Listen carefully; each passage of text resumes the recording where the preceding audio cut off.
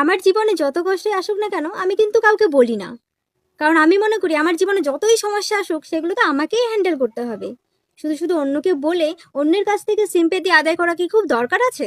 কারণ আমি যদি কাউকে বলি আমার কষ্টের কথাগুলো, সে হয়তো বলবে সত্যি তো, এরকম তো না হলেও পারতো, সত্যি তোর সাথে এটা খারাপ হয়েছে, তোর কপালটাই খারাপ, হয়তো একটু আধটু সান্ত্বনা দেবে। তবে সে কি আমার কষ্টগুলো অনুভব করতে পারবে? কিছুতেই তো পারবে না। সেই কষ্টগুলো তো আমাকেই ভোগ করতে হবে। তাই নিজের কষ্টগুলো অন্যকে বলে শুধু শুধু কি লাভ বলো? আরো বরং এটাও তো হতে পারে যে সে আমার কষ্টগুলো শুনে মজা পাচ্ছে, আর যদি মজা নাও পেয়ে থাকে, সে আমার কষ্টগুলো শুনে অন্য কাউকে তো বলতে পারে যে জানিস রিয়ার জীবনে এটা এটা চলছে।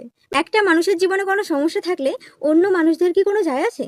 যেমন আমার জীবনে যদি কোনো সমস্যা থাকে, বাকিদের কি কষ্ট লাগবে? লাগবে না।